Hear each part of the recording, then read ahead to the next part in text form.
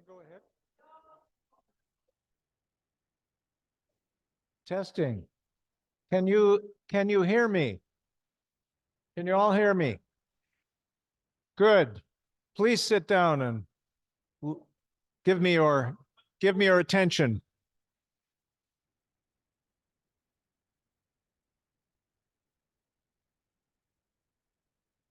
Thank you.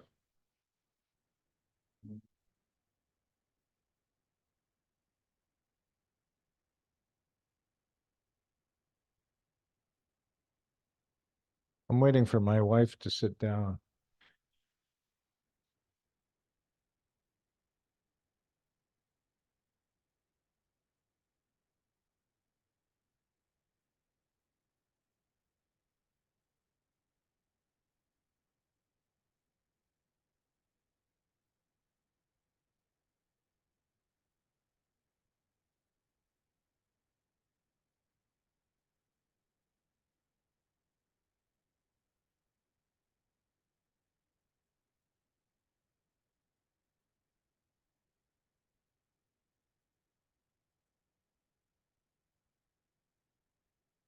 Hello.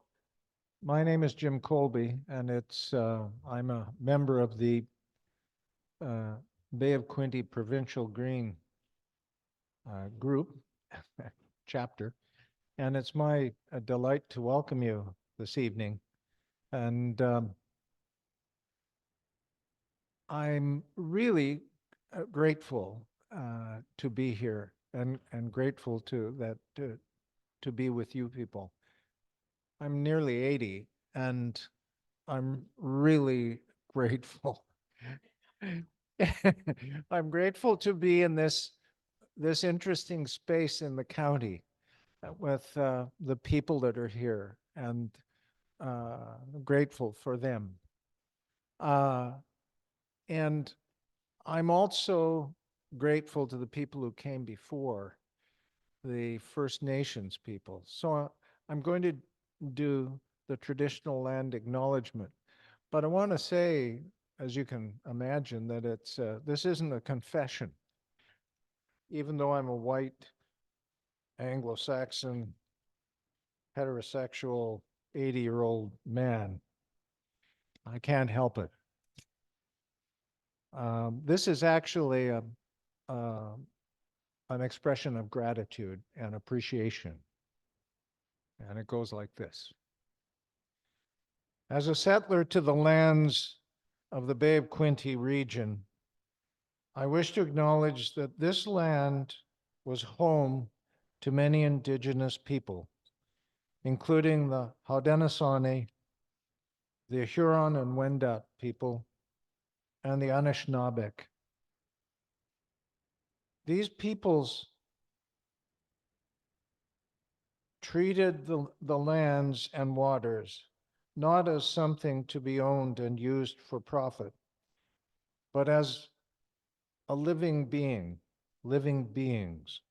with rights and needs, and with a very deep respect and gratitude for all that the land and water gifted to them.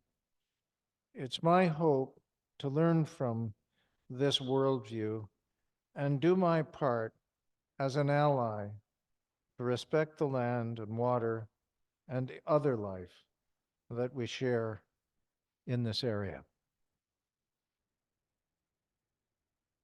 So I have to stay near the microphones. The next, I would like to, my wife told me to say, be sure and bring your plates eventually back, because we can clean some of them and reuse them. Reuse, eh? So I said that. And now I'd like to introduce a friend and another local, Vincent de Tourdonnais, or as they say in Montreal, Vincent de Tourdonnais.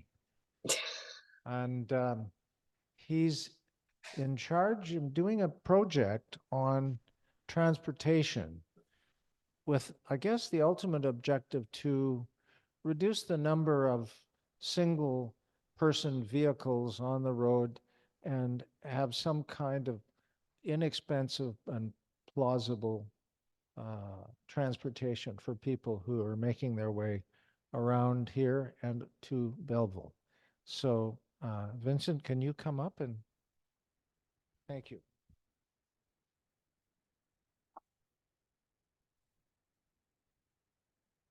Thank you. Thank you so much to my new friend, Jim. I'll tell you in a second a little story about how I met Jim just this week.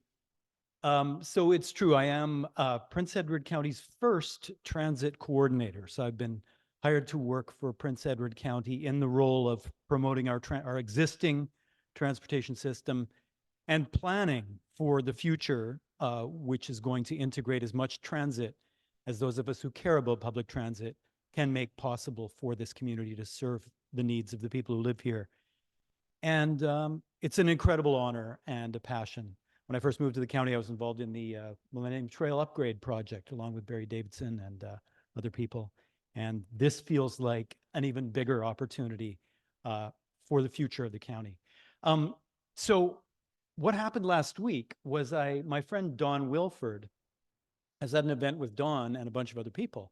And I was talking about my new role very excitedly, as I do. And I told people about how I was riding this last Monday morning. I was going to be riding up to Belleville for the first time because I'd never taken our little bus up there. And Don said, "Can I come?" And I was like, "Sure."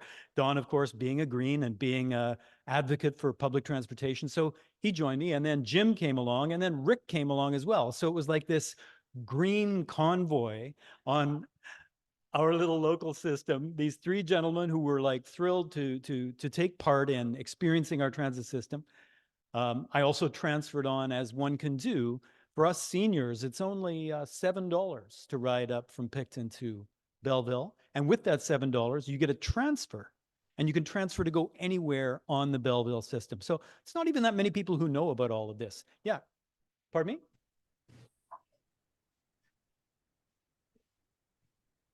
That's right. But with this transfer, you can actually go anywhere in Belleville. So you can go from here, if you're senior, for $7 to anywhere in Belleville. Again, not that many people know about it. We had such a great time. So I'm not going to bend your ears about our existing system too much, but I would like to answer any questions. And I will tell you that there are these pamphlets at the front. The county transit schedule is on there. It runs Monday to Friday, 4 buses a day. And on the back, the fare schedule is on there as well, including the monthly passes and all the rest of it. So rather than just tell you more, I guess I'll just ask, are there any questions? Does anyone have any questions about our system? Yes.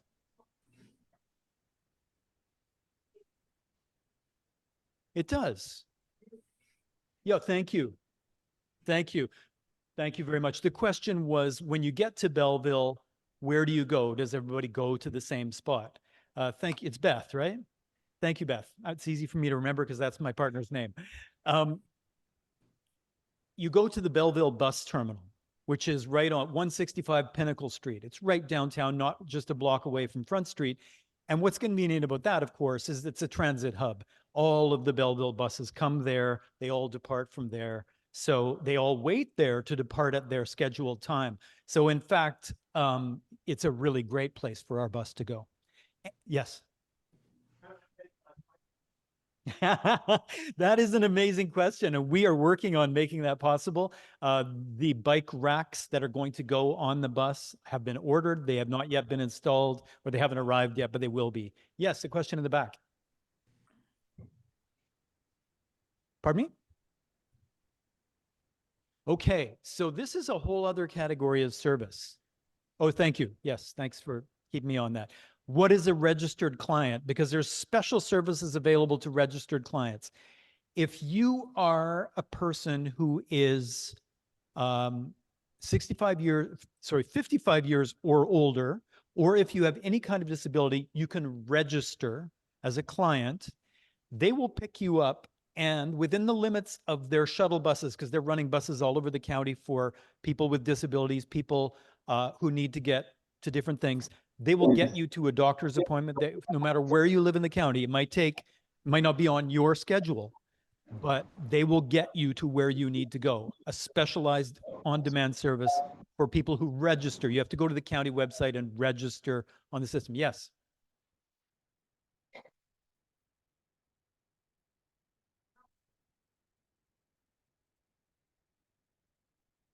Okay, there's a number of people who drove from Belleville today to come here. Yes. Okay.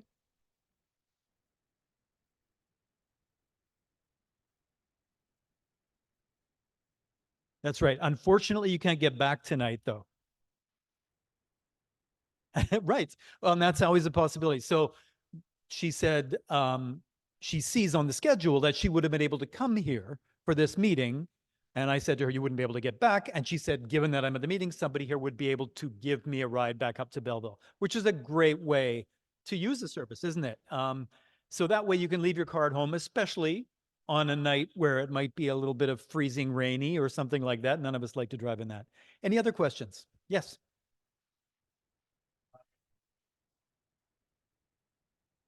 Yes, I just met with Kelly McGilvery on Friday for the first time, and I'll be meeting with the Traffic Advisory Committee.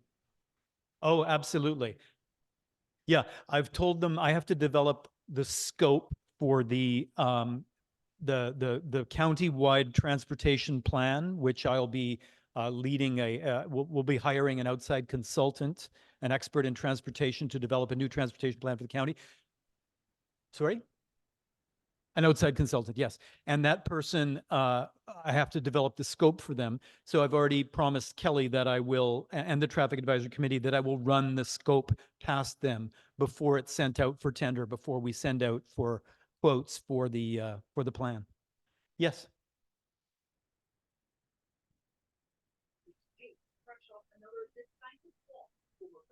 That is a great question that I'm about to repeat. is this service, County Transit it's called, is it part of Quinte Access, which has been in existence for, I'm not sure what year it started, it's been around for a while though, which is the service that Quinte Access services people with special needs and disabilities and who are in wheelchairs, etc. The service is kind of integrated in the sense that, uh, well, uh, Quinte Transit does both of those offerings.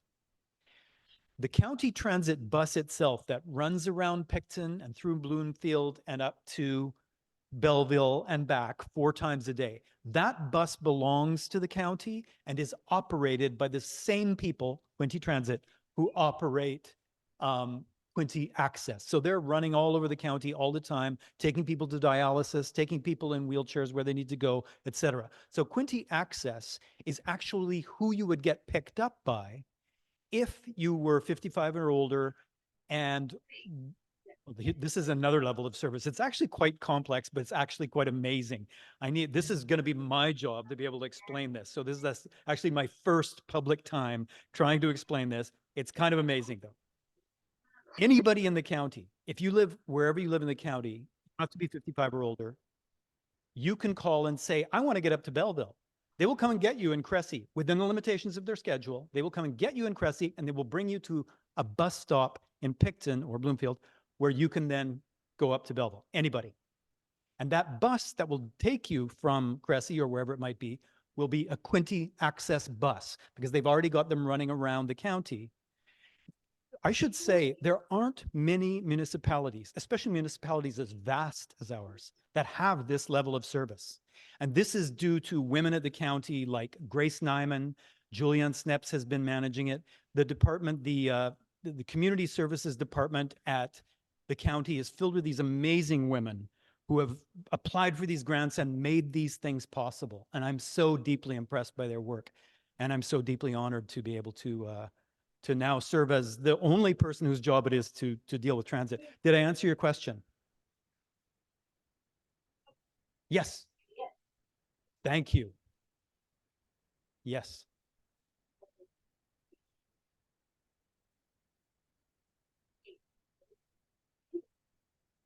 Yes.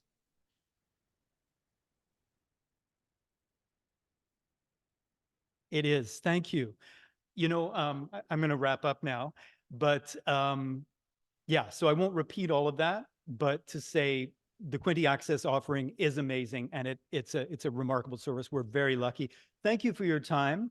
I'm going to pass this back over to Dawn now. These flyers are over there, and please pick one up and join us on the county transit. I'm sorry, I've got to wrap up now. Thank you, Dawn.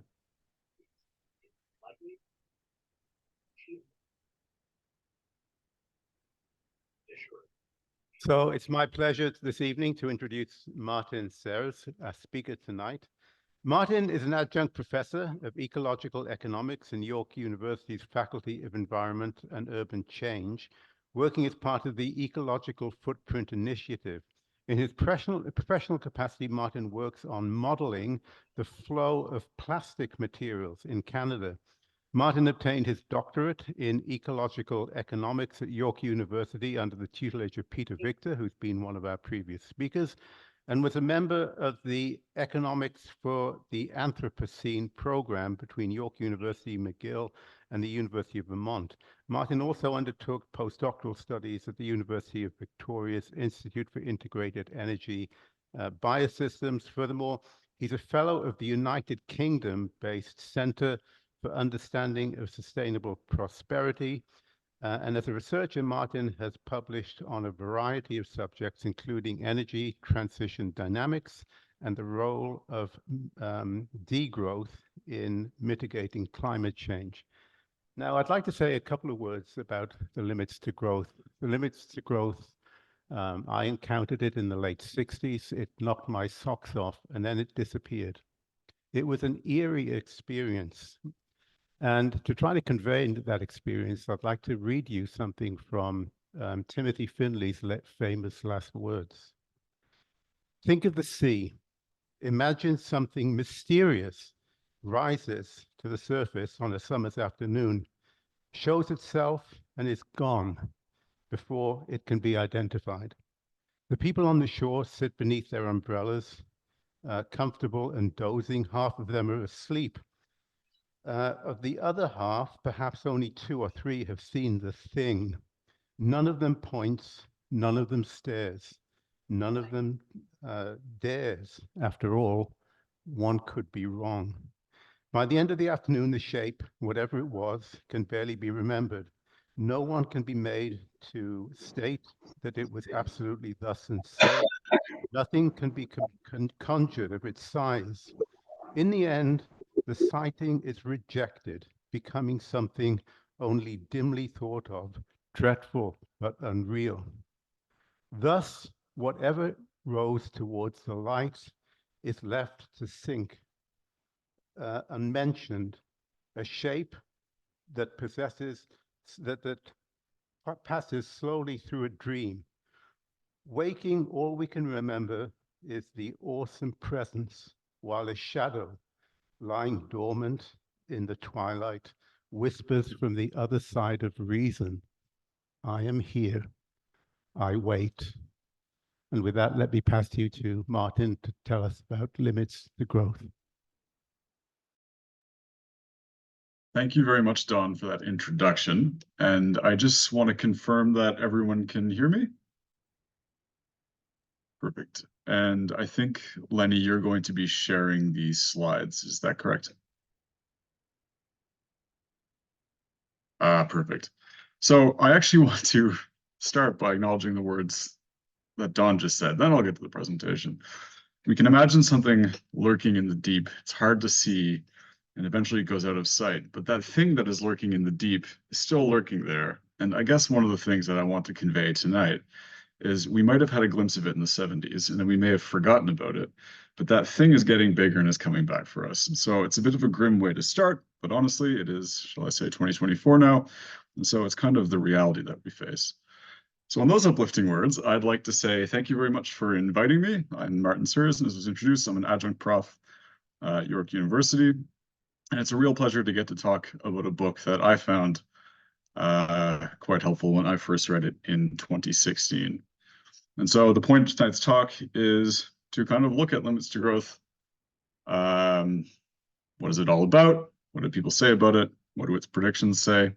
predictions in quotations, and how has it been used since? And then I'll offer a few thoughts of my own. Next slide, please.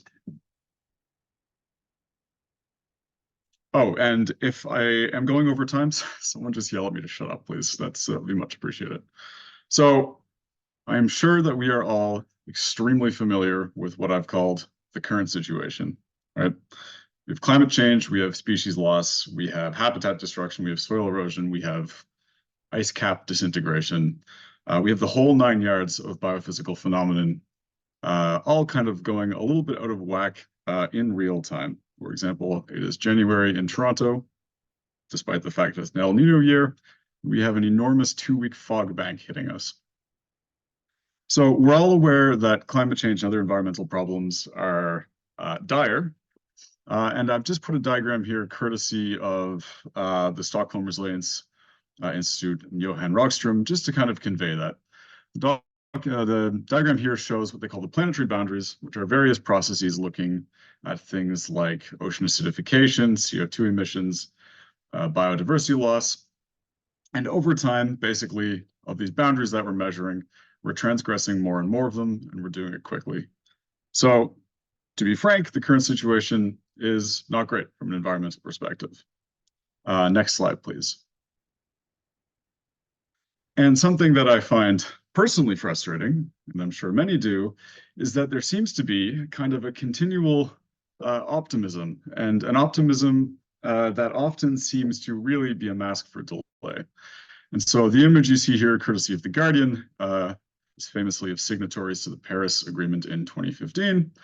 And there was a great deal of hope, optimism, and, thinking this was going to matter, this was going to do things at this point in time.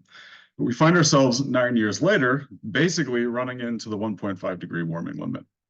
And so the question that I want to think about here is, and I've written it here, is there something inherent in our societal system, some kind of, if I may borrow the words from Don before, something lurking in the kind of deep ocean of our collective that makes undertaking meaningful action and change really, really hard?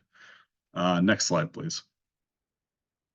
So, as I've noted before, we're basically running into the 1.5 degree threshold. The reality is we've basically crossed it. It's almost certain we are going to go past that 1.5 degree threshold. And it's very likely that we're going to go past the 2 degree threshold. And of course, once we cross these thresholds, kind of contemporary science indicates that the system might become self-reinforcing, or various climatologically bad things will happen. And we don't want to do that, but it seems like we're going to do it despite our efforts. Now, some researchers, including myself, have my very poorly written notes here, have kind of tried to examine how the role of growth of the economy, economic growth, plays in this. Is the fact that we have to grow every single year and go faster and faster and faster, what role does that have in it? And what role does maybe slowing that down or even reversing it have? And this kind of analysis of kind of steady state economics or degrowth economics has its origin in the book that I'm going to talk about, The Limits of Growth. And this image, just for clarity, is courtesy of phys.org. Next slide, please. So I spent a while trying to come up with a good way to introduce the book, and I thought I would go with Cassandra of Greek myth. And Cassandra of Greek myth was doomed or cursed to make prophecies that were true but no one would believe. I believe it was by Apollo, but that doesn't really matter. When The Limits of Growth came out in 1972, it had these quite stark simulations of the future in it. And for a small amount of time, there was a great deal of discussion about the limits to growth. But then as the 70s turned into the 80s and the 80s turned into 90s, the limits of growth kind of fell out of favor and then more or less disappeared from public discussion. And so the other kind of question I want to think about tonight is the limits of growth and the work of those authors in that seminal report, were they possibly Cassandra's doomed to be ignored? And so next slide, please. So The Limits to Growth has its origin, and I have my prop here just to wave around, in this book, World Dynamics by Jay Forster, a professor at MIT. He kind of did various computer simulation and modeling of various systems like cities and what have you throughout the 50s and 60s. Interestingly, I believe he was responsible for some parts of how modern computers work.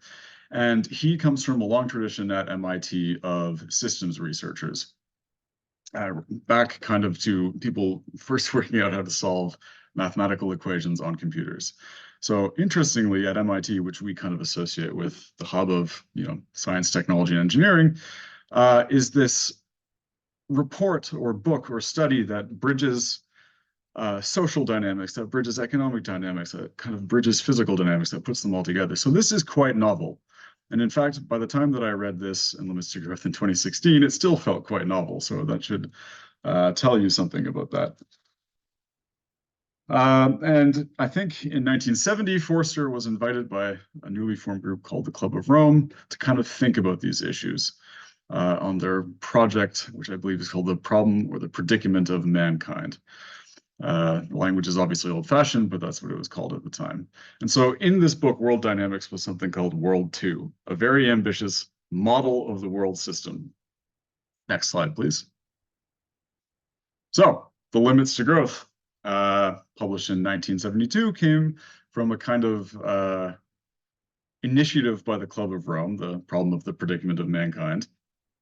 And I have some note here on the Club of Rome, founded by Dr. Aurelio Pesci. And he said the purpose of this organization, which was kind of a small gathering of about 75 people, was to foster an understanding of the varied but independent components, interdependent, economic, political, natural, and social that make up the global system in which we all live. That is a tall order to put in a mathematical model.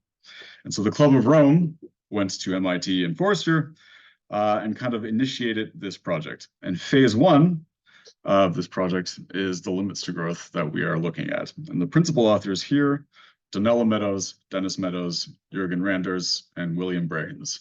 And if I were good at putting slides together, I would have put the pictures of the author on this one and not about 10 slides later. So apologies for that. But what we have here is an initiative by a few kind of concerned citizens and some system scientists to get a grasp of what they feel like is pressing environmental and social and economic problems in 1970. And they put together this wonderfully complex computer model that makes these predictions. So next slide, please. Before we talk about this, and I think this is important, we have to actually think about what models are. Part of the criticism and part of the misunderstanding of Limits to Growth comes from sort of a too narrow or inadequate understanding of what models are in general, and specifically what the Limits to Growth models were doing and how they were built. So let's think briefly about what models are. So I was thinking what I'd used to start the slide off earlier, and I thought, well, we all have mental models, so let's go with that first. When I walk out the door of my building in Toronto, I have a rough idea where the CN Tower is. I have a rough idea where the water is. I kind of have this basic mental model of the city, and with that, I can navigate with ease, usually, to where I want to get. At least I can know where I am, roughly. Models as we use Limits to Growth specifically is a mathematical computer model, and humans have a very long history of using mathematical models to understand the world. So if you reflect back on your high school physics courses, you might remember that we have very simple models for how a ball is thrown. Right? You throw the ball, the force of gravity acts on the ball will make a nice trajectory like this. And we can put that in a few simple equations. And we have a very robust, very useful model to describe a relatively simple situation. This is the kind of model that is easy to test and is really, really easy to make predictions with that we can go out and figure out. Limits to Growth and similar models try and get a grasp on phenomenon like we might see in the right-hand picture. Society is enormous, complex. We don't understand half of it nearly as well as we want to. It's constantly changing, and to put that in a mathematical model is remarkably difficult, but the purpose is the same. We want to take some understanding of society, economy, politics, nature. We want to put them in a computer model And we want to see what this thing spits out when we feed it kind of inputs. And the reason we do that is because our brains can't work out those complexities on their own. I might have a mental model of Toronto. I do not have a working mental model of the transit system of Toronto. There's no way, too many moving parts.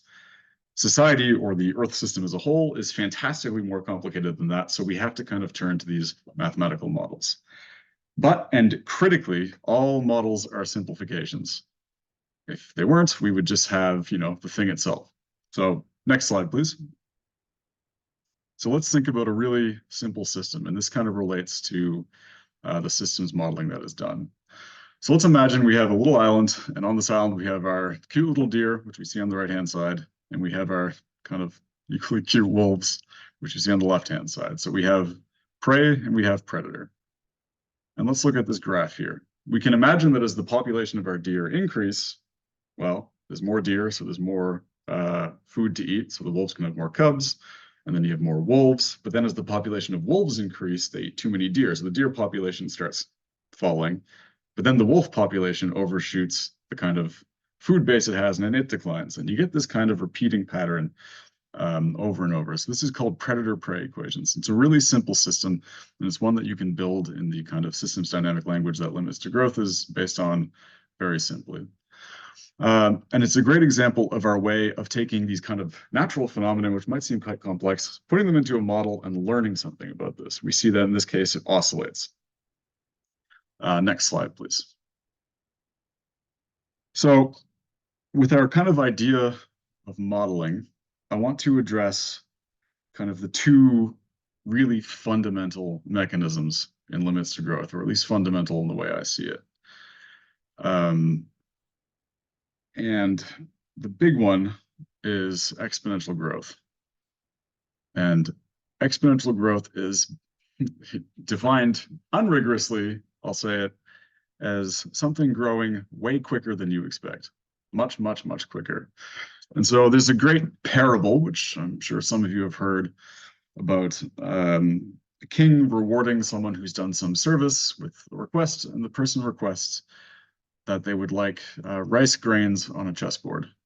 And they want 1 rice grain on the first square, 2 on the second, and then double for each square afterwards. So the next one would be 4, then 8, then 16.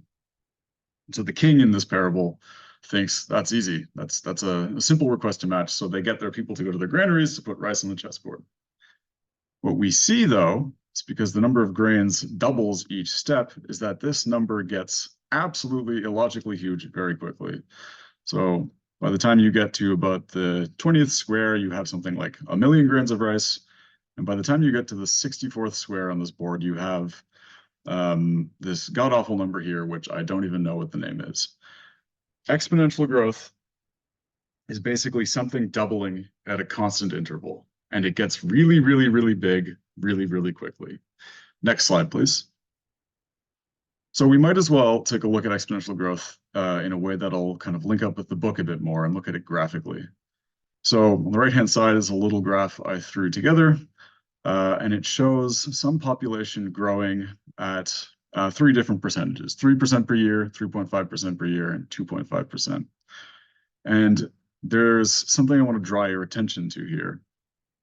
If we look over the first 40 time steps, well, all 3 lines basically don't increase that much at all, right? If you look at time 0, they're at 100, that's the value I gave it. Time 40, it's not all that much larger.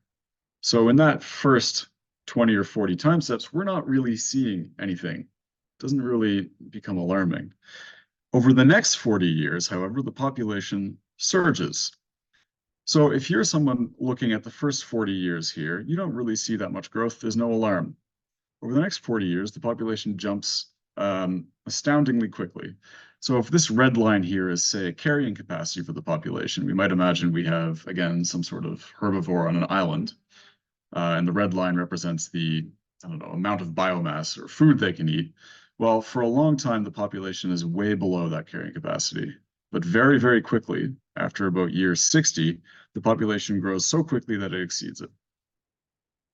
And as we notice, small changes in the growth rate, 3, 3.5, 2.5%, cause pretty substantial changes in how these graphs look. What we care about here, though, is the shape. Exponential growth is something that looks like it starts off small quickly and then grows alarmingly quickly after a time. And it's this trend that kind of forms the basis for the first chapter of The Limits to Growth, because they find that this trend appears all over the place in various natural phenomena, in various social phenomena, in various ecological phenomena.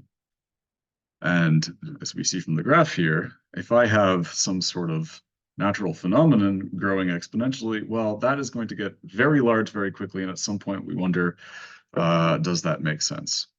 And I just want to ask, well, not ask, but I want to pose a question to the audience. Something else that grows exponentially is GDP, or economic growth. So we're very used to kind of reporters, TV pundits, politicians lamenting that our growth isn't fast enough, or saying that we should, increase our economic growth. Well, economic growth is something that grows by a constant percentage, and that is exponential as well. So if we have 3% economic growth for a century, our economy is enormously larger than it was, I think by about a factor of 20 at the end of that century than at the beginning. So it's our societal narrative that we want this growth, but we want it without really understanding what exponential growth means, because in that sense, our economy gets enormous very quickly, just like everything else. Next slide, please. So let's look at some actual examples from the book, enough of the slides that I created. And I just want to remind everyone that this was in 1970 that these results were run up to. So we are 50, this is the 50th anniversary. We are 50 years after this.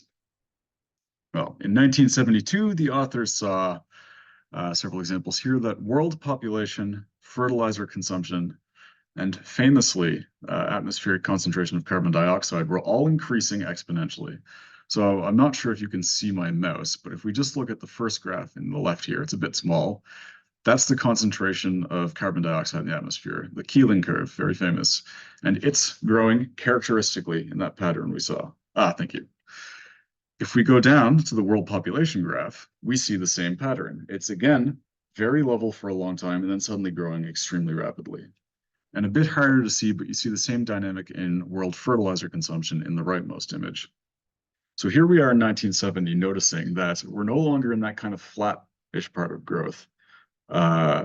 Social and environmental phenomena are suddenly starting to take off, and they're taking off in that exponential form. And from what we just learned, those numbers get very, very, very big unintuitively quickly.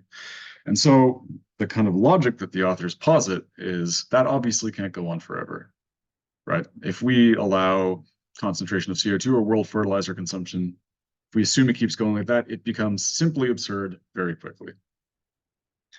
And so the kind of question we have to think about is, if that's the process now, or at least in the 70s, what happens when that process reaches a breaking point? How does it change? So next slide, please. So what happens when we reach a limit? I have taken these handy dandy images from the book, and they're incredibly useful for thinking about what happens when we reach the limit. So let's again think of population, and we can really go back to thinking about deer, but it could be any population you want. So again, imagine we have this exponentially growing population. What happens eventually is it starts reaching kind of the carrying capacity or what have you that it's facing. Well, there's kind of four dynamics that the authors show. So the first one here, this population's increasing exponentially, and as it's kind of reaching its limit, wherever it is, it slows down and levels off. So we can imagine that the growth rate of our deer population gets really fast when there's lots of abundant resources and slows down as resources get more scarce and levels off right about at the maximum. The top right graph is a different one. It's the population grows, temporarily exceeds that limit, and then this kind of sad case, well, the number of deer is unsustainable, so many of them die, and the population goes back down and then kind of converges on that carrying capacity. So it overshoots, and that's an important notion here. The population overshoots what can be sustained and then plunges down back below that level. The bottom left graph is yet another thing, another mode of behavior that we might see, which is the population increases and then kind of oscillates around. There's decline in the population, so suddenly there's more food, so the population can grow again, it grows too big, not enough food, what have you, forever and ever. And that's kind of similar to the wolf-deer graph we looked at earlier. The big one, the scary one, and the one that I believe I and the authors also want to draw attention to is the bottom right. And this is the one that I think is of significant concern. So in this case, the population overshoots the carrying capacity, but as they overshoot it, they degrade that carrying capacity. So we can imagine on our island example, the deer somehow eat, I don't know, the trees, or they destroy the soil such that less of those plants that they rely on can grow the next time. And so that overshoot leads to kind of a collapse in the carrying capacity and a lower possibility afterwards. So the example I'm giving here is with deer because it's a bit more pleasant, but we have to wonder, in kind of humanity's sake, when we're overshooting our current environmental kind of planetary boundaries, as that first graph I showed you, there's a very real chance that we're harming some of those kind of environmental processes irreparably. And so are we, as the author's question, facing a situation where we'll overshoot, then plunge back down to face a degraded world? And as I said, it's kind of grim, but that's kind of the logic here. Are we doing irreparable harm? Probably. That will then cause significant run-on problems. So next slide, please. Why do we get this kind of exponential behavior? It's a great question. The authors were very interested, and this goes back to the kind of MIT school of systems thinking, in feedback loops. And so a lot of the kind of behavior and limits to growth, which we'll see a few examples of, are driven by positive and negative feedback loops. But I want to just give two really simple examples. So on the left-hand side, we see piggy bank with money in it, and I've taken this image to represent a bank account. There's not really a good way to represent a bank account in an image, so I thought this would work. So an example of a positive feedback loop is if you put money in an interest-earning bank account. So I put $100 in an account, and let's say my interest rate is 3%. Well, then I get that 3% interest. I add it back to that $100. Next time I get interest, it's on $103. Then that interest is bigger next time, and it's bigger and bigger and bigger. And so your account eventually, hopefully, does something like this. So that's a positive feedback loop. The bigger the amount of money, the larger the amount of money in your account, the bigger the interest. That bigger interest goes back into your account, and forever and forever, and it grows and grows and grows, and it gets very large very quickly. That's a positive feedback loop. A negative feedback loop is like the right-hand image of a thermostat. If your temperature gets too low, well, thermostat kicks on, turns on heating, and it regulates the temperature to bring it back to some level. Likewise, I guess, if you have air conditioning, if the temperature gets too high, thermostat will kick on the AC, and it'll regulate it to bring it back. So whereas a positive feedback loop will kind of grow out of control, a negative feedback loop is one that acts to kind of keep the system at some level. So next slide, please.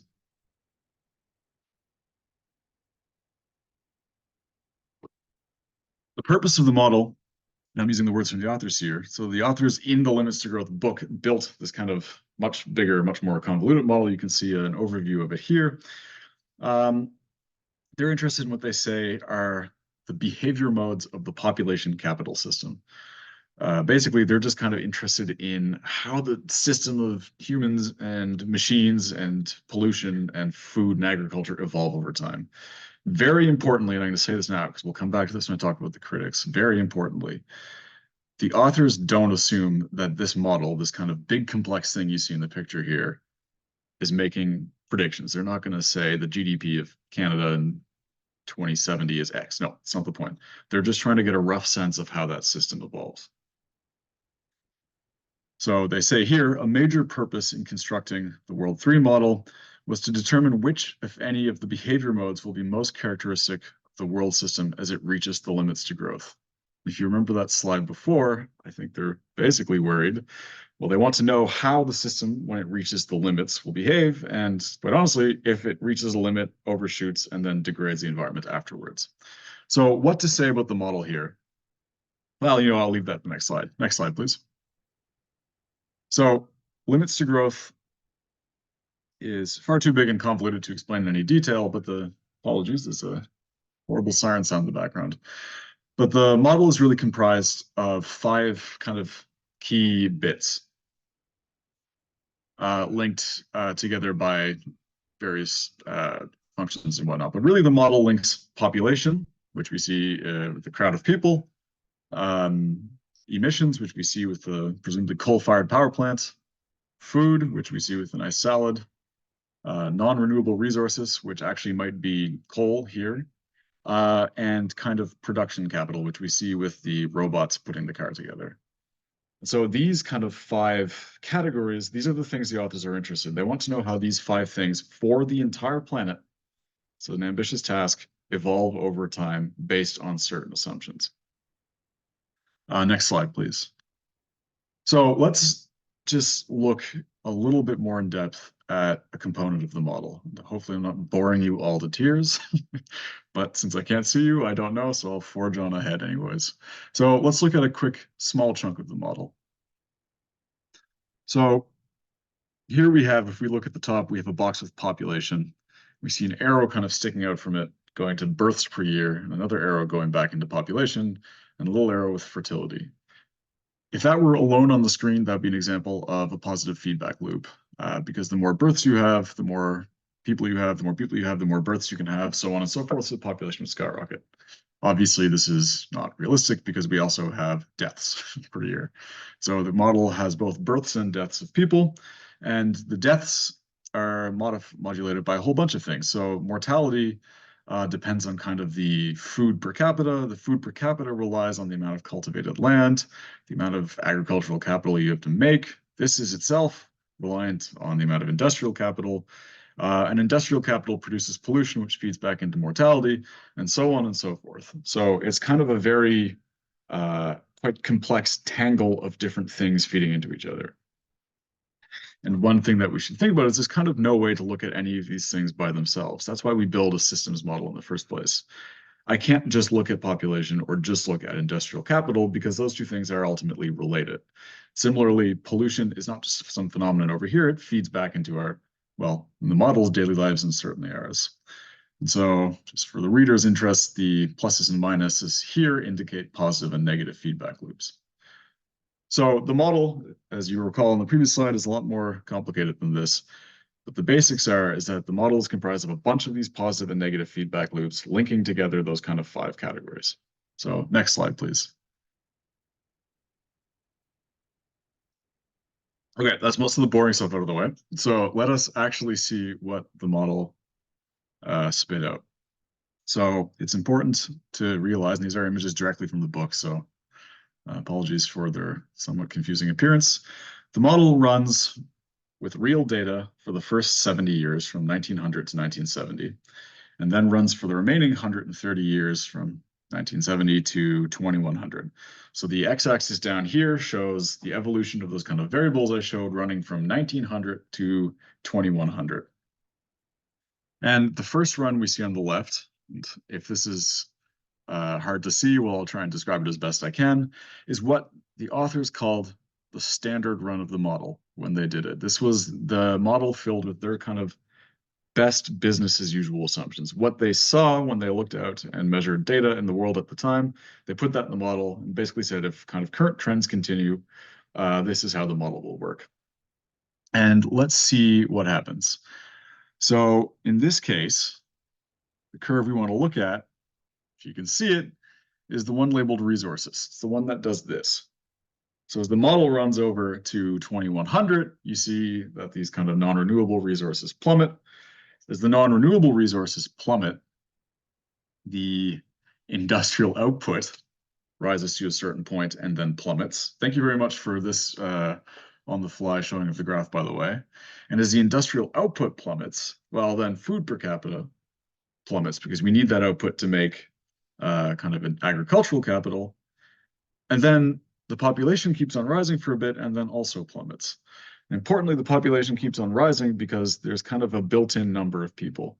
So as it was increasing, well, we still have all those kids who grow up.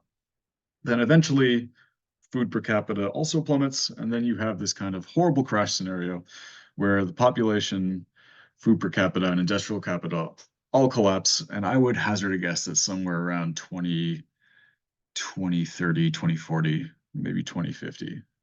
So this is the very depressing, very bleak standard run of the limits to growth model. And well, It's a lot to unpack. This is, as I believe, a review whose name I can't remember at the moment noted, it was interesting to see this in the 70s because it was a really different, stark, depressing, frankly, projection of the future, which really people hadn't encountered in this way before because limits to growth was initially quite popular before it got forgotten. So you can imagine in the 70s, this is 20 years before I was born, but I can imagine that this would have been a bit of a shock to the reader at the time. There was criticism of this, though, because the model collapses here because we run out of stuff, non-renewable resources. So one could criticize this by saying, well, they made that number of non-renewable resources too small. They made the model collapse. So the authors run a second one on the right-hand side, which shows what happens if you just assume you have twice as much non-renewable stuff. As we can see, the similar kind of pattern, everything rises and falls again. But this time, the kind of big, chunky line of black circles represents pollution.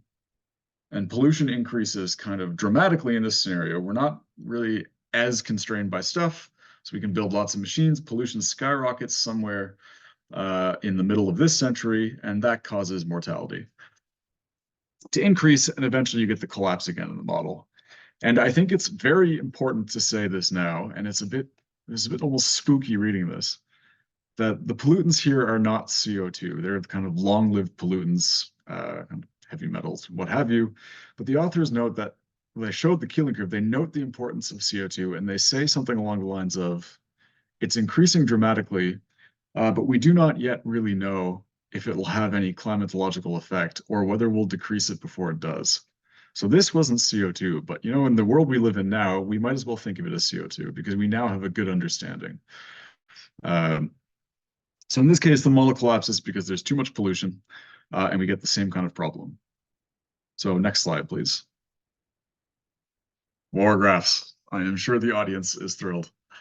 So in the standard run, we run out of stuff, model collapses. We assume we have more stuff. Now we get too much pollution, the model collapses. It's not turning out to be an extremely uplifting book so far. So let's look at some assumptions you can make to change this. So in the previous two runs that we saw, resource exhaustion and pollution were responsible for a collapse. So what if we increase resources and use them more efficiently? And what if we kind of implement pollution controls? So you could think of this as kind of CO2 scrubbers in your coal power plant if you want. Well, the model has a bunch of increases, and then they all start going down again. Why? Because this time, arable land becomes scarce. And when arable land becomes scarce, food per capita increases and then starts declining, and that feeds back into mortality. So you get kind of the same pattern emerging again, but this time for a different reason. So let's reflect here for a moment. In one model, we run out of stuff, we have a collapse. In one, pollution upticks too much, we have a collapse from that. And if we assume those away, now we get the fact that arable land, which is a finite commodity, we only have one Earth, that gets overused and that causes collapse. So let's reflect again on exponential growth. Why are all these model runs that we're looking at collapsing? Well, because at the heart of this model, and arguably in the 1970s, and still sort of true today, exponential growth lay at the heart of society. We had population doing this, we had economic growth doing this, we had CO2. The reason these models under those assumptions are collapsing is because not any of them can handle the kind of horrible power of exponential growth. We only have so much land, we only have so much stuff, there's only so much pollution you can put into the earth before bad things happen. And we're trying to have these limits while also assuming that things are growing faster and faster and faster. Obviously, there's some debate about the validity of these numbers, what have you, but the point here, the point the authors want to make, and the point that I want to make is that we see this behavior because stuff is growing at an ever-increasing rate. And there's no way you can fit that into the real Earth and or these models without something having to give. So next slide, please. The authors now want to say, so what do we actually have to do to get a model that doesn't collapse? And they have a long, long list of assumptions that I'm going to use my other prop here. Peter Victor is very beat up limits to growth book, which I don't think I've treated too well, hopefully. And so they have a bunch of policy suggestions or kind of things to make the model stay stable. But they say, we are searching for a model that represents a world system that is sustainable without sudden and uncontrollable collapse. And secondly, and very importantly, capable of satisfying the basic material requirements of all of its people. And so I think we should think about this and reflect on this at the end of the talk. But I just want to read to you from this book the assumptions that they put in. And remember, this is 1970. So to get this kind of trajectories we see here, where population increases in levels, food per capita increases in levels, industrial output, we'll talk about this again, increases in levels, what do we actually have to assume? Well, written here in this book is things like the population has access to 100% effective birth control. The average desired family size is 2 children. The economic system endeavors to maintain average industrial output per capita at the 1975 level. And I will say that we can kind of assume that that means maybe living standards as we conventionally measure. Whatever was true of 1975, we have to stay roughly at that level. But wait, there's more. We just have to assume that resource consumption kind of per unit of industrial output is 1/4 of its level. That's a big assumption. That's a kind of technological miracle. And we also have to assume that pollution does the same thing. We just get less pollution per unit of stuff. And what else? We have to assume that kind of agricultural capital doesn't destroy the land it's acting on, and on and on and on. You have these assumptions that are really either stringent, with no really obvious way to enforce them, or at the time, what I'll say is miracles. We suddenly just become less polluting. Somehow our energy from coal at that point in time, which is quite dominant, is 1/4 the amount of emissions it used to be. So a lot of tall order assumptions, but they managed to make the model stabilize.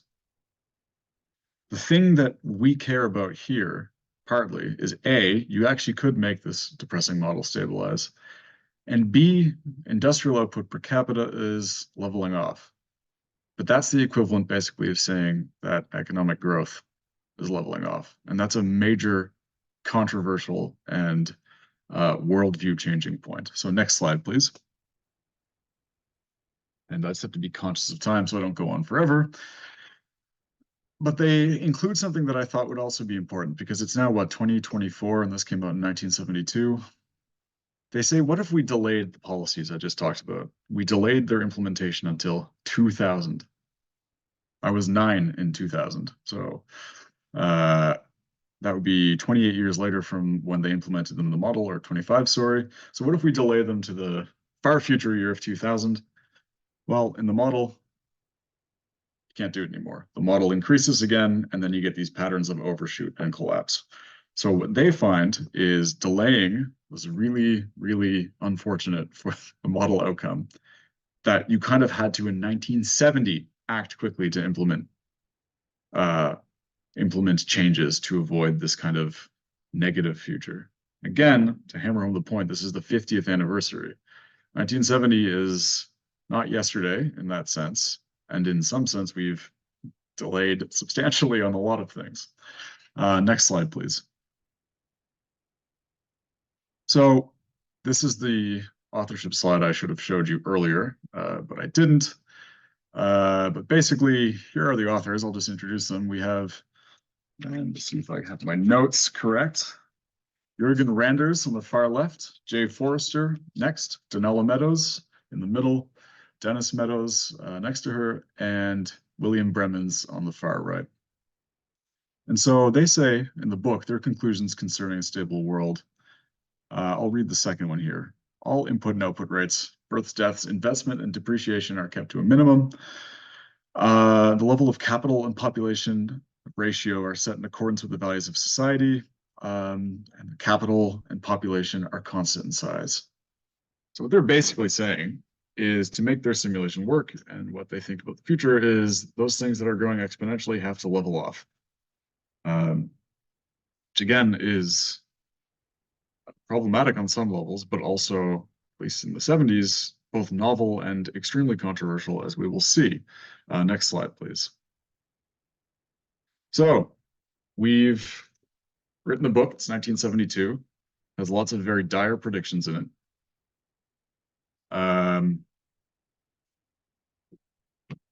What do people think about it? Obviously, you're going to have some critics, fairly and unfairly. Because if I write a book like this based on a study and I say things to the magnitude that they say, you had better expect there's to be a large number of people to come out of the woodwork to say what's wrong with it. And this is part of the scientific process. You can't, this kind of criticism, when it's good, is necessary. So when the limits of growth came out, there was a few really notable, really large critics. But it kind of took flack from academic economists. That's not unexpected. By other academics. So famously a group at Sussex who wrote a book called Models of Doom, which is an excellent name for a book, which criticized the model for a bunch of things. Some of them, like it was very kind of output was really contingent on a few assumptions. Patterns didn't match up to what they see in reality, what have you, what have you. And the media, especially I believe in the 90s, also became critics. And this is where some of the criticisms are unfair. So remember, our authors never said that their runs were predictions. They just wanted to get a sense of the kind of interrelationships as things progressed over the centuries, over the model run time to 2100. Some critics focused on a few graphs in the book that said we might run out of this metal or this natural resource at X time in the future based on current knowledge and plausible assumptions. Okay, well, we discovered more, we became more efficient. When those specific predictions didn't come true, you would have people basically invalidating the entire study. But of course, that's a completely unfair criticism because A, that was based on knowledge at the time, and they said, if these trends hold. So the point I want to make is limits to growth with its kind of novel and terrifying model runs faced critics that were both useful and valid, and also kind of critics that may or may not have just disliked it or were gleeful when some of its predictions were proven wrong. And so there was a lot of controversy around this. But a lot of good points are made as well. I've just spent some time showing you these depressing model runs. Are we sure how true they are? What should we take from that? So next slide, please. A major critic is William Nordhaus. He's an extremely interesting person in both economics, kind of the economics of climate science. So Nordhaus, who we see pictured here, kind of said that the model was, they're off on a few places, but some of them being how population dynamics worked, some of them being how the kind of capital or machinery growth worked, and the fact that the model didn't actually have prices in it, which is a very interesting criticism. Because, of course, the economist's argument here is that as we start running out of something, its price will increase, and that'll be a signal that we start using something else. So for sure, that would play a part in the model runs, though arable land, you don't really have an option for substitution. So the criticism here is valid to an extent, and also for some of the cases, just frankly doesn't apply. But Nordhaus wrote a few papers, some of the names I have here, with titles like World Dynamics, Measurement Without Data, and Lethal Model 2, The Limits to Growth Revisited, in which he was quite academically vicious about kind of World 3 modeling limits to growth, World 2, and Jay Forrester's work. And so this, I believe, contributes a bit to what Don was saying, in which there's kind of this big interest in 1972. We have the newly founded Club of Rome, we have their study, we have the dire predictions. And then, like I've been showing with graphs, interest kind of dies off, criticism kind of increases. By the time we get to the 90s, we're not really talking about it anymore unless it's to kind of trash some of its lesser statements. And so World 3 has kind of gone out of favor a little bit, especially in the 90s. And when you had kind of critics from, shall we say, very fancy people like Nobel laureate Nordhaus of Yale University coming at you. And let me just be clear, we shouldn't rely on credentialism. So I'm just putting that there to say that he was a heavy hitter in that sense. So next slide, please. The authors, though, I'll remind us all of what the authors are saying when we think about what this model can and cannot do. And we'll look to see how its predictions, so to speak, have held up in a moment. But they say these graphs, which we've seen, are not exact predictions of the values of the variables in any particular year in the future. They are just indications of the system's behavioral tendencies only. And they even ask themselves in the book, can anything be learned from such a highly aggregated model? Can its output be considered meaningful? In terms of exact predictions, the output is not meaningful. So I want to reiterate again, the authors are keenly aware that they're not showing something that's a prediction machine for exact values in the future. They are looking at how the system behaves as it reaches limits. If we remember those 4 graphs, they're trying to understand how our kind of social ecological world system will behave as it starts running into those kind of physical limits which they plotted. So next slide, please. So we had the model come out, we had excitement, then we had a bunch of critics for a lot of time, and then we lost interest in the model. But someone in 2012 decided to do an empirical study to see how the model actually stood up against data. And the results are rather fascinating. So try and hurry myself up here. This is quite hard to see. For that, I apologize. The orange line on these graphs are observed data. The one we maybe care about is the standard run, the green lines with little triangles. So what do we see? So let's look at the far right graph first. Population in the model assumption and population in reality track each other extremely closely. We don't care about the other lines, those relate to other scenarios. But yes, in this case, population and that standard run are, quite eerily similar. Similarly, though not as similar, we see that kind of crude birth rates and crude death rates are more off, but they're not totally off from each other. And so I'd like to just say that this data comes from Graham Turner in 2012. So what we're seeing is population tracks eerily closely, and birth rates and death rates are kind of within the ballpark. Next slide, please. What about other stuff? And this is where it gets interesting. So again, the orange line is observed data, and the green line is that standard run. So industrial output per capita tracks kind of quite eerily closely. Global pollution is like exponential growth, but less severe. So it tracks it sort of. The pattern is similar, but it's not growing as quickly. But it's still closer to that than the other ones. Non-renewable resource use, again, on the right-hand bottom graph, also kind of tracks the standard scenario fairly decently. And I believe food per capita tracks ish well. We sort of follow the pattern as we can see there, sort of. The point being is real data and the standard run aren't that far apart. They're obviously not exactly lining up with each other, but they're not wildly different than what the authors with their complicated mathematical MIT model in 1970 said.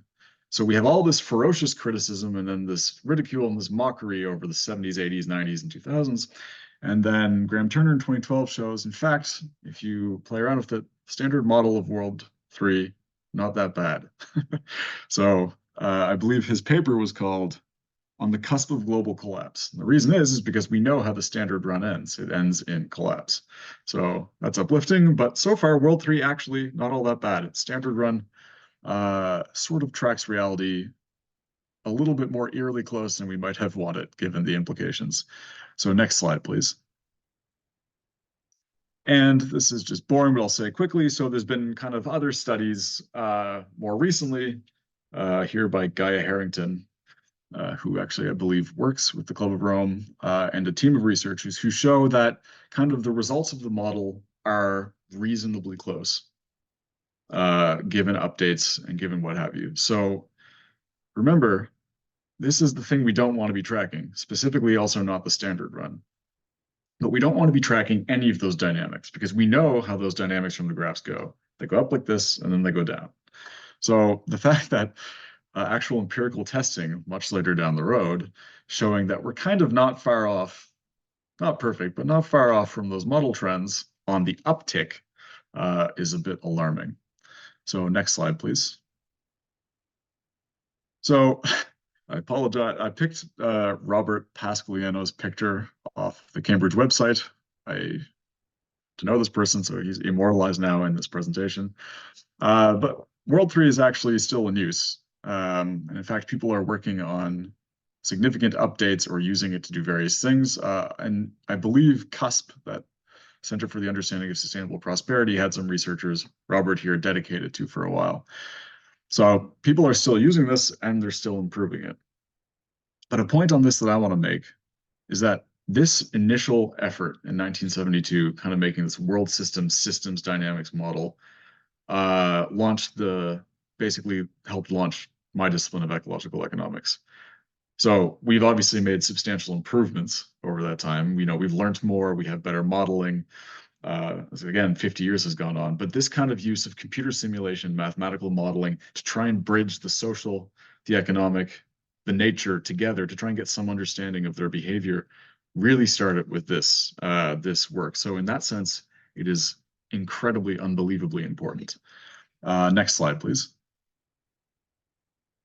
So as I get near the end of this presentation, I want to first kind of read a little bit of what they wrote. Again, they wrote this in their addendum to their book in 1972, and then think a little bit about what we hopefully learned tonight and what the implications are. So in the book, we are convinced that realization of the quantitative restraints of the world environment and of the tragic consequences of an overshoot is essential to the initiation of new forms of thinking that will lead to a fundamental revision of human behavior and, by implication, the entire fabric of present-day society. So we'll get back to that, but that's a big one. And secondly, our present situation is so complex, and this is again in 1972, so complex and is so much a reflection of man's multiple activities, however, that no combination of purely technical, economic, or legal measures and devices can bring substantial improvement. Entirely new approaches are required to redirect society towards the goal of equilibrium, those nice, stable patterns we saw, rather than growth. So what they're saying here is partly the note that I want to end off on too, is our kind of standard array of policies and our standard thinking and our conventional thinking, as we now know 50 years later, is not seemingly working to get us out of the trouble we're in. Very bluntly, as again, we're about to breach the 1.5 degree threshold, you might say that they're, not really acting fast enough or doing much good at all. We still have economic growth, we still have pollution increasing, we still have ice cap disintegration, we have biodiversity loss, soil erosion, and these things are getting worse over time.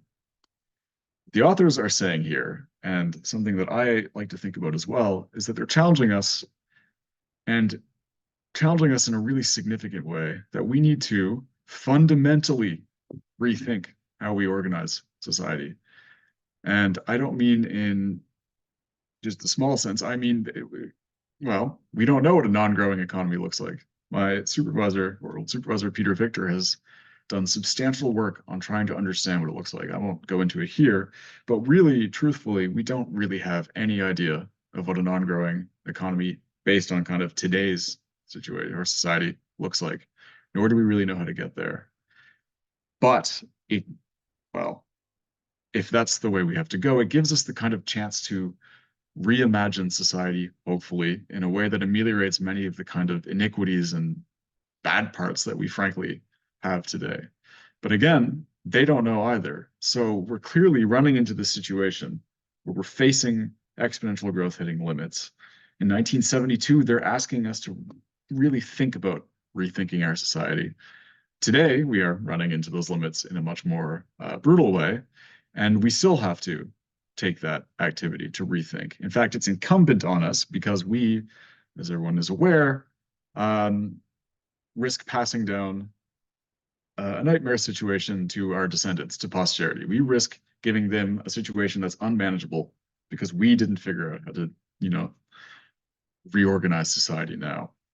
The thing is, though, the hopeful note, I hope, here is that, as we are stuck, and this is Martin the person here, but if we are stuck in a kind of a grim late-stage capitalist dystopia in some sense, we can and have the opportunity and the chance to kind of rethink that. Next slide, please. I see Paul Kugler's comment, and I think it's excellent. So I am very grateful for the chance to speak. I hopefully didn't go on for too long. This is a fantastic experience for me to reacquaint myself with the work and also to get a chance to talk to you all. And I think there is time for questions, which I will do my utmost to answer. But I'd just like to say a big thank you and a big thank you to Don Wilford for inviting me and for getting this all set up. So thank you very much.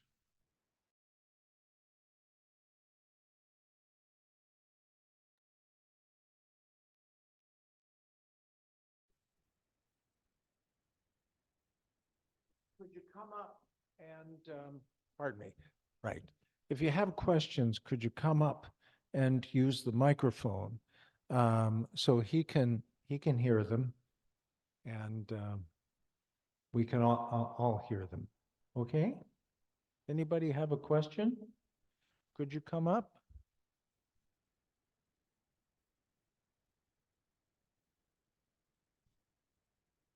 There you go.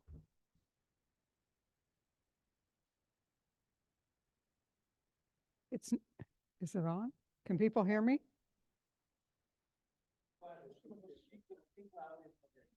Okay, I just wanted to make a comment about a book I read, and I have a sense it maybe fits in here. Is anybody familiar with the book, The Donut Economy? Okay. So, is that a way we should go?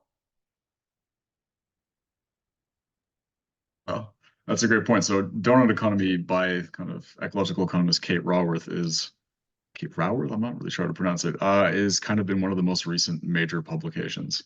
So I'm going to say something terrible in that I'm actually not hugely familiar with the donut economy.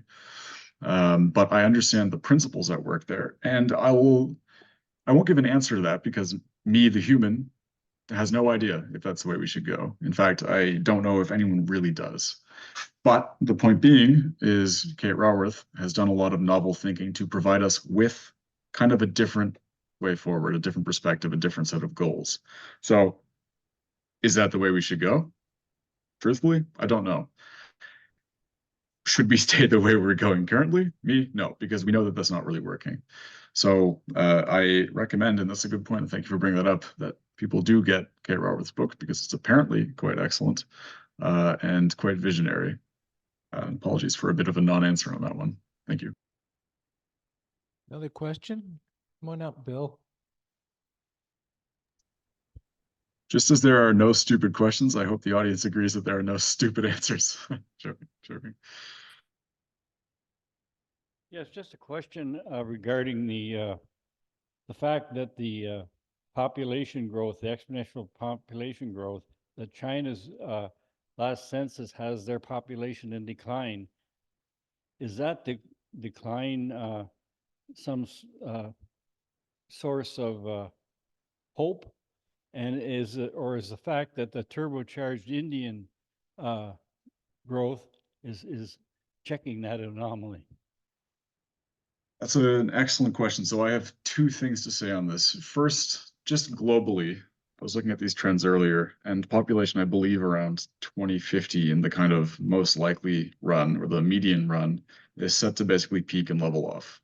So planet Earth-wise, we're no longer, I think this is the kind of best demographic expectations, we're no longer running into that scenario.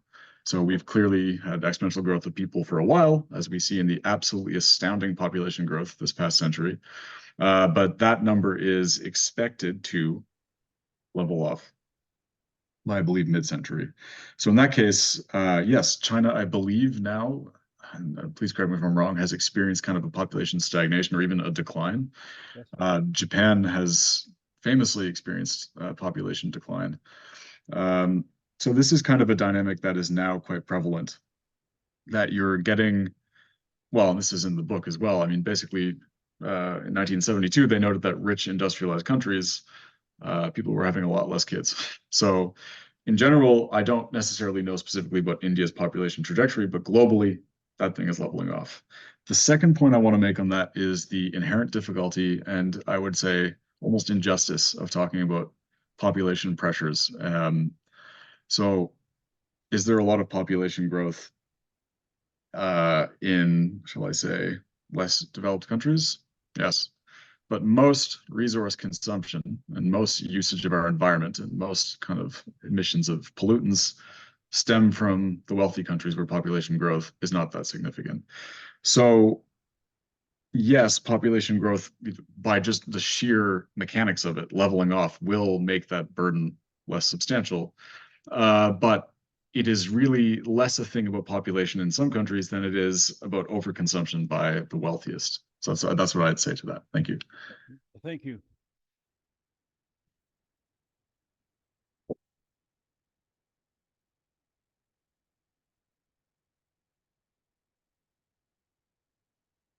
So Martin, thanks. Can we include economics in this? And I don't mean GDP.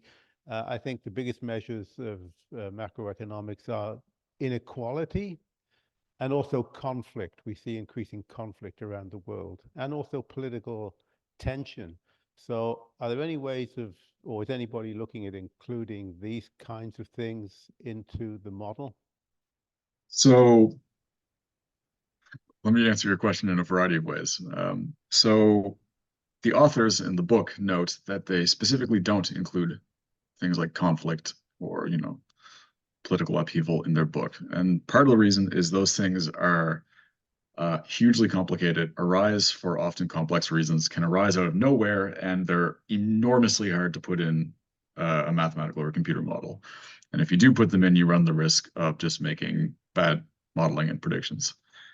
That being said, I honestly can't remember the name of the discipline, but there is attempts by scholars all over the place to try and have some sort of way of predicting or knowing the influence of these events or trying to work out if they'll happen or what have you.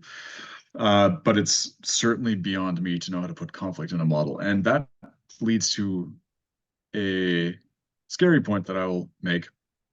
As you just noted, conflict seems to be increasing lately, or the potential for conflict, or the kind of saber rattling, to use an old expression. So we don't exactly live in a time of increasing peace at the moment.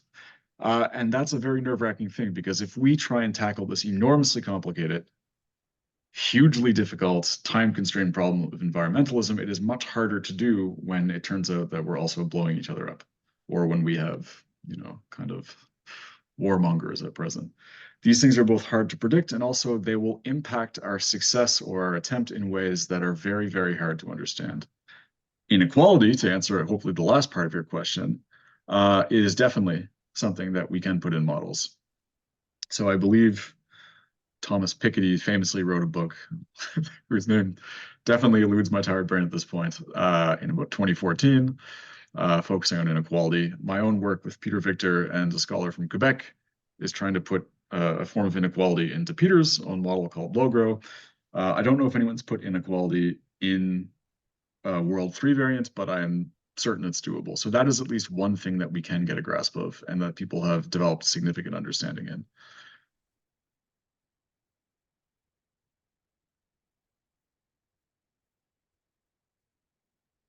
I don't know the order, but. Oh, let me read that, Lawrence, okay?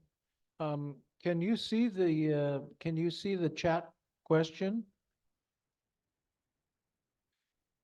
Can you hear me? Yes. Okay. Was it Paul Okay. Kugler's question? Yeah, this is the question. With the AI, do you no? Above that. Okay, excuse me. Here's the question. Our electoral system is not working. Currently, a motion is before Parliament, M86, Citizens Assembly, for electoral reform to be voted on early February. And we voters need to call our MPs to have them vote yes. But do you think CAs could help us resolve some of these massive challenges by helping design policies? Okay? Yep. So I will confidently step beyond my area of expertise and wade into this answer. So everyone take this with a grain of salt. So as before, I will say this. I don't actually know if citizens' assemblies would be able to do this or not. My understanding, which is very minimal of citizens' assemblies, is they presumably make it a bit more democratic. And citizens' assemblies, if they were more democratic, and if the will of the citizens' assembly lined up in the way that it made sense to try and put these longer-term projects that we need, then yes, they could help. Because one of the things that we obviously face is having a too short election cycle. That's simple and been known forever. And the election cycle, policies flip back and forth. We have a carbon tax 1 year, and then now we have the threat to not have a carbon tax, which seen from a climatological perspective is ridiculous because it's the weakest of our activities. It's a very simple, basic policy, and we can't even manage to keep that possibly going for long enough. Excuse my boiling over frustration. So the answer to that is complicated. If citizens' assemblies are able to, A, work out the complexities of these things, maybe at the community level, maybe at the kind of riding level, which they might well be able to, and are able to focus on this longer than 3 or 4 years in a row, then yes. Because clearly right now, we don't seem to be very good at that. But honestly, I don't know enough about citizens' assemblies to say whether that would be true or not. Only, I think, the conditions under which they would have to be. That's a good question. Next, I love quoting Kenneth E. Boulding, and I do it frequently. I'm sure you've all heard this. Anybody that believes that exponential growth can go on forever in a finite world is either a madman or an economist. I will say, to my absolute horror, is I have a master's degree in what they call neoclassical economics. So I was once more in that fold than I used to be. But yeah, Kenneth Boulding, I think, wrote his kind of famous Spaceship Earth in the 60s. And that's a great quote, right? But I would actually, I kind of thankfully mentioned that. Anyone who thinks exponential growth can go on forever in a finite environment is a madman or economist. The problem is that we just don't really think about exponential growth or its kind of implications that often. So again, this goes back to the point about GDP. When we get up and we say we need 3 or 2 or 4, whatever percent GDP per year forever to make us happy and not have recessions, as a society, we're simply not realizing what that means. We're talking about it like it's desirable. In the short term, it is, honestly. We don't want massive unemployment. And that seems to happen when we have slowdown in economic growth. But the problem is anything growing exponentially becomes, to use an academic expression, bonkers very quickly. So societally, we don't have a grasp of what exponential growth means, and certainly not what it means when it's applied to our GDP, which is seemingly the kind of norm policy that we all get behind. So yeah, madmen or economists, I agree.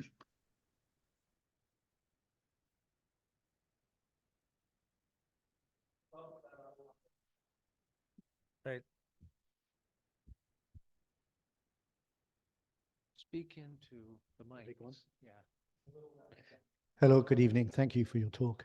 I really want to address the question that you started your talk on. But before I do, I'm not sure whether you're aware that there were 2 proposals given to the Club of Rome in 1970.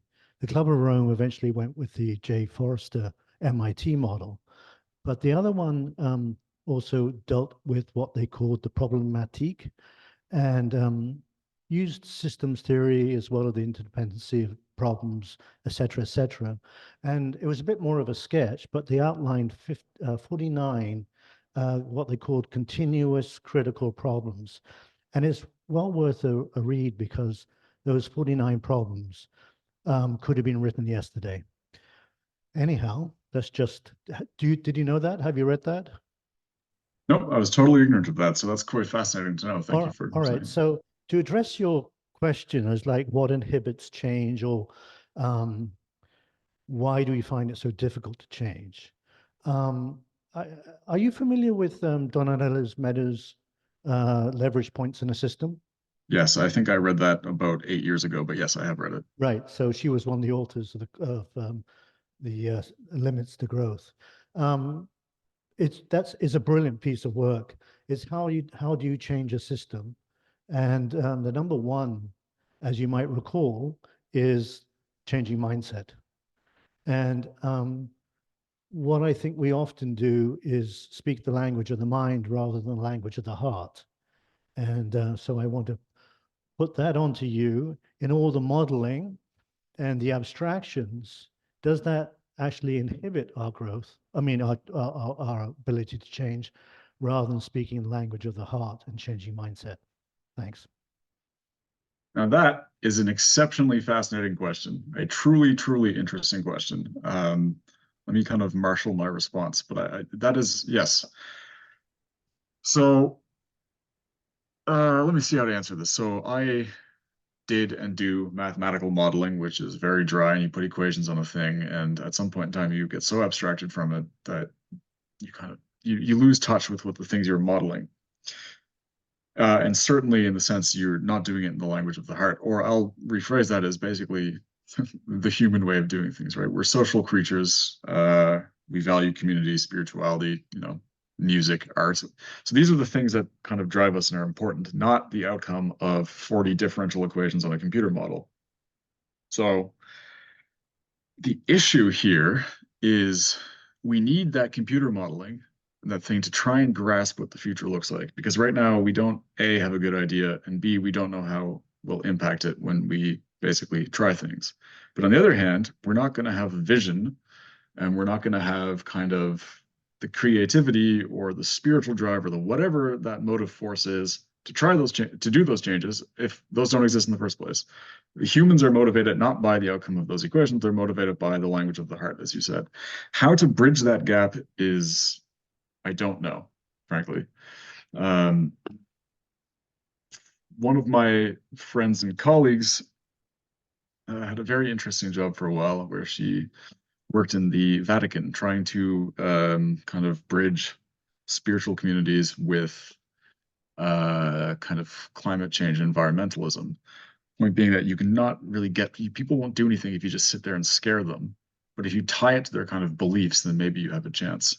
So I'm in full agreement with you. We need the kind of human language to build that vision of the future. That's what we desperately need. We don't need a million more dire predictions.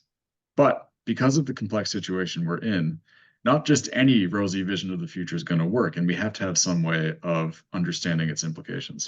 So it's a bit of a non-answer to your question, but it's a great question. Thank you.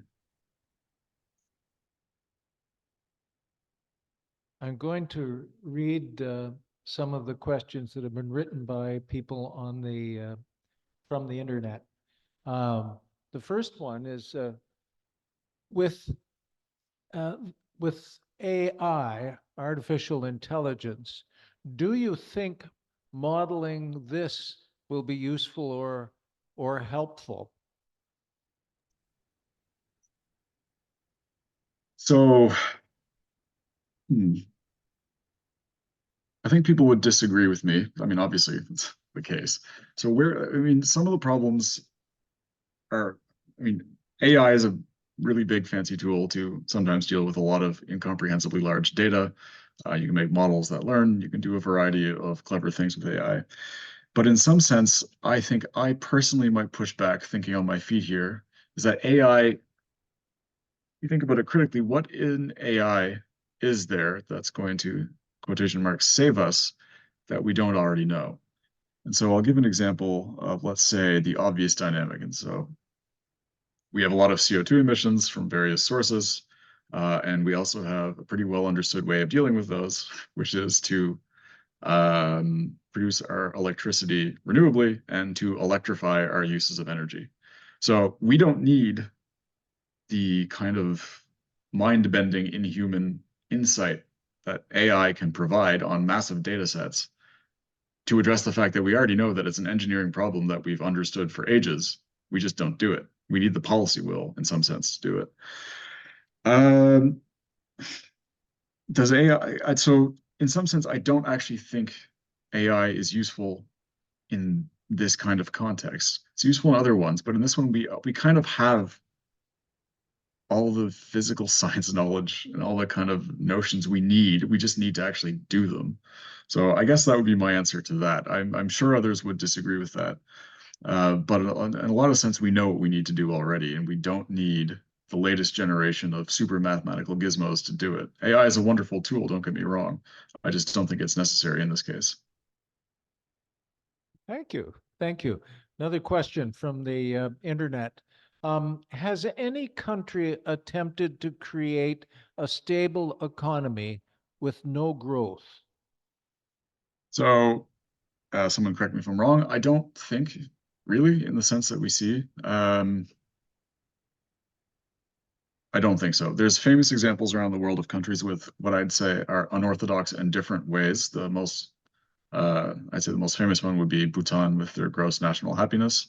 But has any country tried to policy generate a stable state? I don't believe so. And part of the reason for that is we don't actually really know how to do it. Yeah, I'll mention Japan again, in which has had kind of economic stagnation and population, well, they face population decline significant.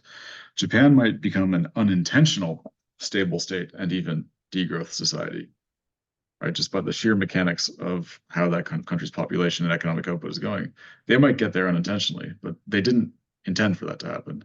So no, I don't think there's any country that has engineered a stable state on Earth. And partly because I just don't think we have the real understanding of what it looks like or how to do it, at least not in modern times. I'm virtually certain you'll find in history, and even today, many, many, many kind of non-North American capitalist societies who are perfectly sustainable over the long run. But I don't think there's any example of, let's say, advanced industrialized country doing that now. Thank you. Another question, I think the last question from the internet.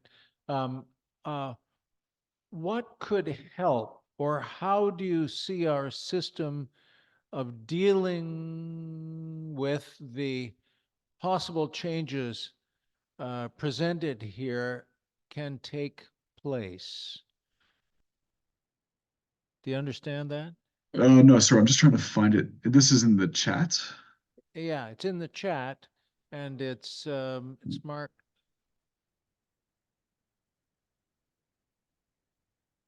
Sorry, could you just read the question again? I didn't quite get it the first time. Okay. I'm okay. What could help, or how do you see our system of dealing with the possible changes presented here can take place?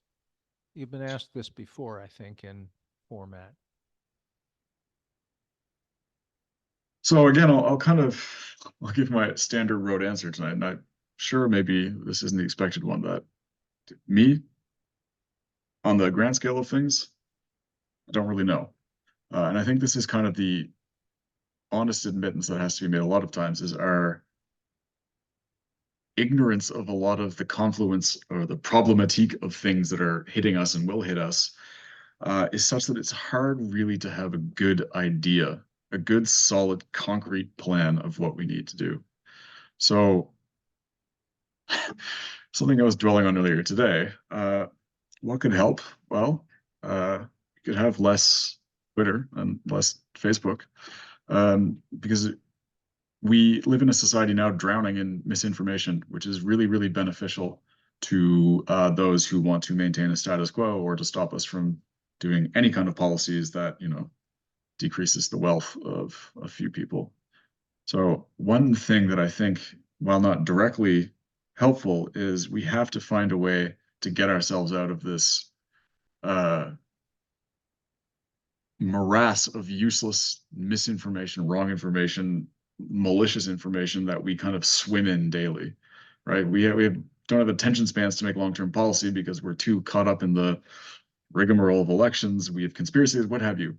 I don't think we're doing anything, let alone environmental goals, successfully in the long term, if we can't get ourselves out of the trap we're in right now, where it's easy to go on the internet and radicalize yourself against the belief in climate change in the first place.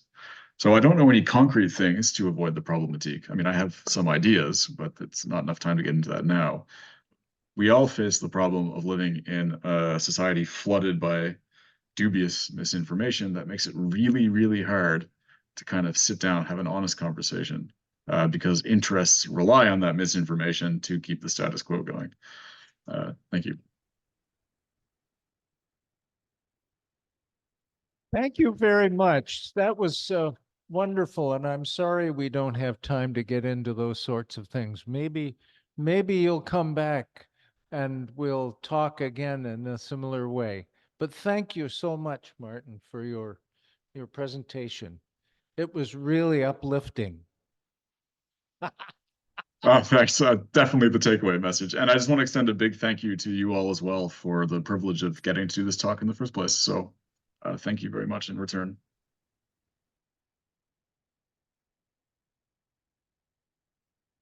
I think that's it, eh? And gulp. Perfect. Well, thanks again. And I'd like to extend another thank you to Don Wilford for getting me in here in the first place. And if the presentation was a bit depressing, well, there's a reason, but I will leave it to the Green Party to actually work on these things. With you lies the hope to generate new ideas. So the ball is in your court. Anyways, thank you very much, and I hope everyone has a good night. Good night. Good night.